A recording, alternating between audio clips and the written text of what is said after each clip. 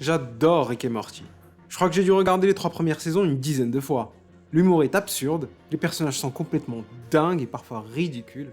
Les voix de Rick et Morty en anglais capturent très bien leur personnalité. Je comprends que la série ait autant de succès, elle le mérite.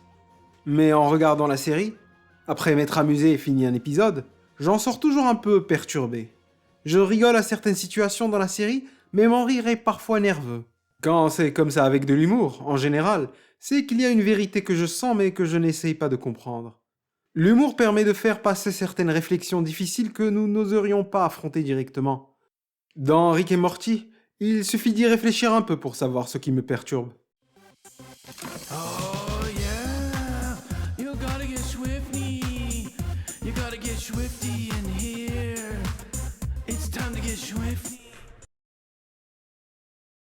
À chaque épisode, nous voyons des planètes et des univers parallèles où le danger et la mort sont les seules vérités communes.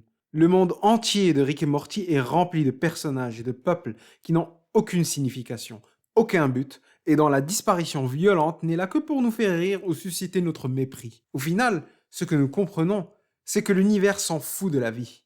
Une de plus, une de moins, qu'est-ce que ça change? Rien! Même nos héros eux-mêmes n'ont rien de sacré et d'unique, puisqu'il existe des milliers de Rick et Morty dans des univers parallèles. Et qu'à un certain moment, Rick et Morty ont changé d'univers pour la simple raison que Rick a raté un antidote, ce qui a transformé toute la Terre dans leur univers en créatures horribles. Et pour Rick, c'est juste dommage. Les réactions de Morty, en revanche, montrent un peu mieux l'horreur que c'est de faire face tous les jours à autant de violence sans raison, et à un univers qui n'en a rien à faire. Notre incapacité de comprendre cet univers est ce que le philosophe Albert Camus appelle l'absurde. L'homme se trouve devant l'irrationnel. Il sent en lui son désir de bonheur et de raison. L'absurde naît de cette confrontation entre l'appel humain et le silence déraisonnable du monde. Dans Rick et Morty, on nous rappelle tout le temps notre place insignifiante dans le monde. Dans l'univers du Tinyverse, Rick crée un univers miniature pour la seule raison d'alimenter la batterie de son vaisseau spatial.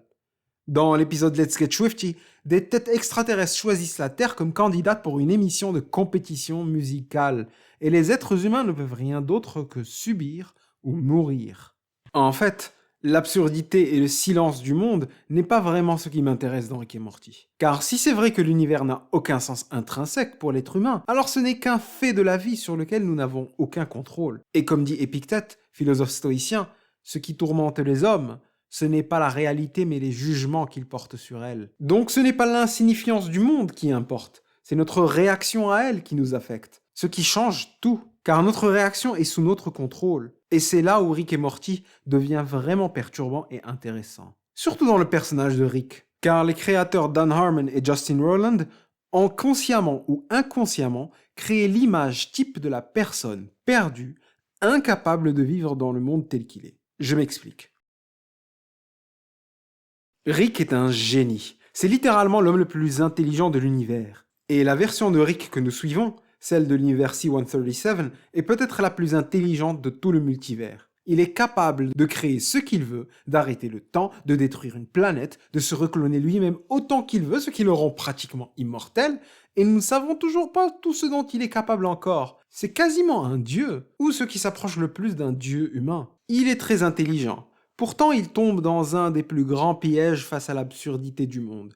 Je parle du nihilisme. L'univers est tel qu'il est. Il n'en a rien à faire de l'humanité en particulier. Encore moins d'un être humain en particulier. Mais cette observation n'est qu'une observation. Elle n'est pas encore un jugement. Les actions et les paroles de Rick démontrent en revanche d'un jugement qu'il a fait sur le monde. Rick n'a rien à faire de rien. En tout cas, c'est ce qu'il dit et ce qu'il montre. Yeah, I don't care. Il n'a rien à faire de son petit-fils, qui n'est qu'un moyen de cacher son génie. Il n'a rien à faire de sa famille. Il n'a rien à faire des sentiments.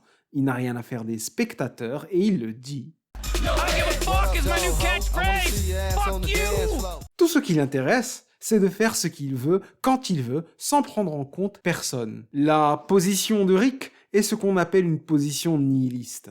Le nihilisme, qui vient de nihil, qui veut dire rien, est la croyance que rien ne vaut rien dans le monde. Aucune valeur n'a vraiment de sens, puisque tout va disparaître, puisque tout le monde va mourir et que tout sera détruit. C'est Rick qui le dit à sa fille Beth. When you know nothing matters, the universe is yours. On pourrait croire que c'est une déclaration libératrice, mais c'est une déclaration destructrice. Rick agit en accord avec cette croyance et ne respecte rien. Il se moque de tout, il détruit tout ce qui est sur son passage, il tue tous ceux qui s'opposent à lui sans réfléchir, il abuse de l'alcool et de la drogue comme s'il n'y avait pas de lendemain. Comme tout va être détruit et tout va mourir de toute façon, qu'est-ce que ça change si c'est tout de suite ou plus tard? Il fait tout ça surtout parce qu'il en est capable. Et c'est ça qui est très perturbant dans la série. Car l'attitude de Rick pourrait nous laisser penser que tant qu'on est intelligent et puissant, on peut tout se permettre. Car il n'y a rien qui puisse nous arrêter.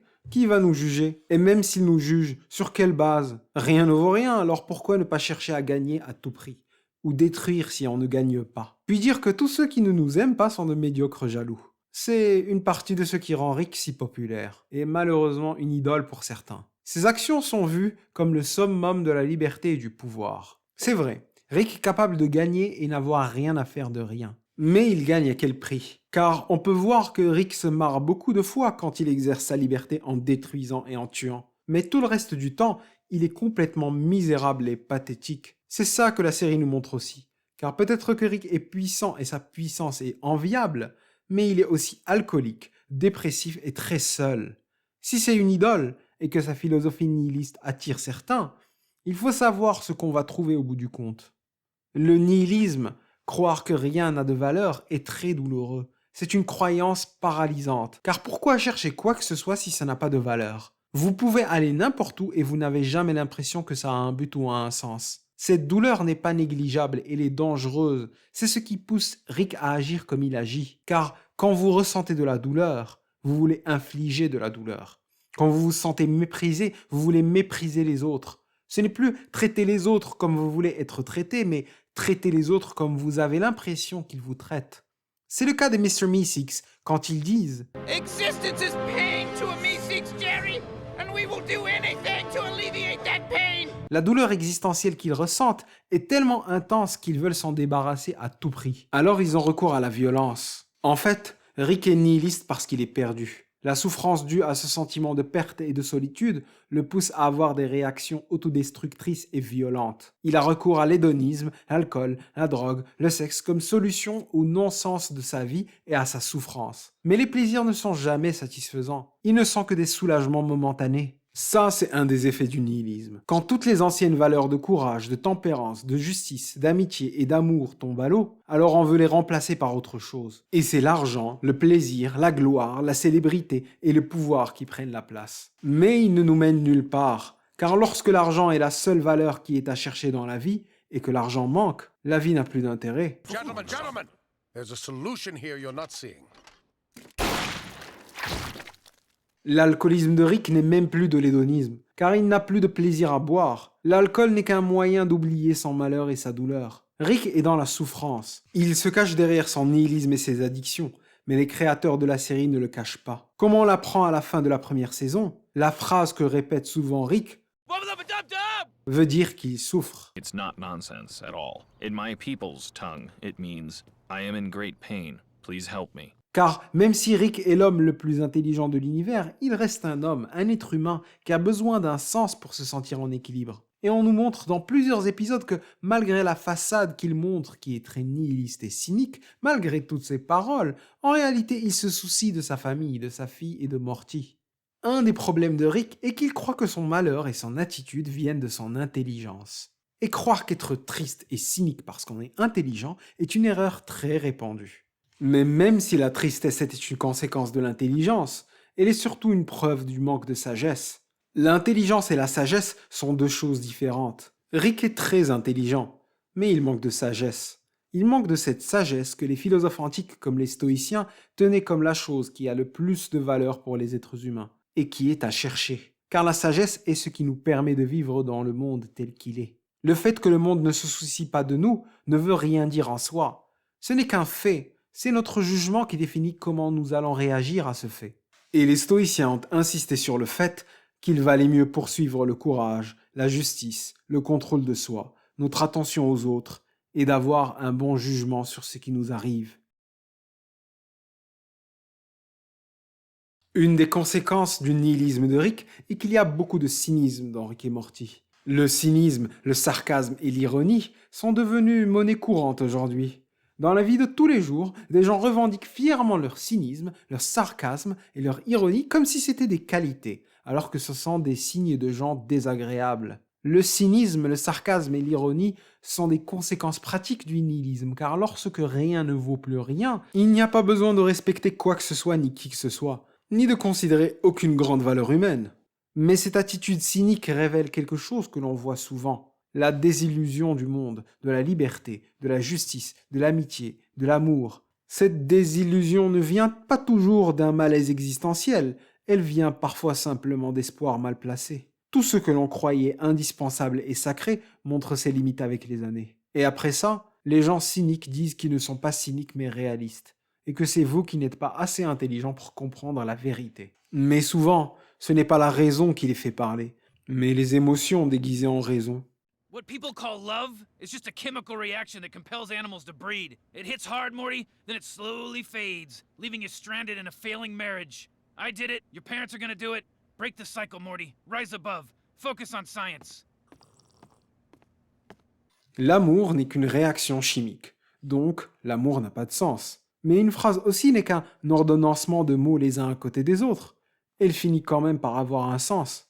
La plupart d'entre nous ne devenons cyniques sur certains sujets que parce que nous avons été déçus. Nous sommes cyniques par rapport à l'amour parce que nous avons été blessés. Nous sommes cyniques par rapport à l'amitié parce que nous avons été oubliés. Mais nous ne nous sentons blessés et oubliés que parce que nous voudrions un monde où l'amour est possible et où l'amitié sincère est réciproque. Notre souffrance nous fait parfois agir de manière extrême. Pour éviter de souffrir, nous évitons de vivre entièrement. Et c'est regrettable. Car c'est notre jugement sur les événements qui est mal formulé. Et c'est lui qu'il faut changer, au lieu d'éviter les événements de la vie complètement. Ce que nous apprend Rick et Morty, surtout au travers du personnage de Rick, c'est qu'il faut faire très attention à comment nous réagissons face à la réalité. Le nihilisme et le cynisme ne sont pas la réalité. Et si nous continuons à poursuivre dans cette direction, alors nous risquons de tomber dans des comportements autodestructeurs et de perdre ce qui est cher et ce qui a de la valeur pour nous. Alors qu'il est possible d'avoir un autre jugement sur la vie, un jugement plus sage que nous pouvons construire, et peut-être qu'avec quelques efforts, notre vie dans ce monde pourrait être moins pénible. Même qu'elle pourrait être agréable. Une vie que nous n'aurons pas gâchée parce que nous avons eu peur de la vivre.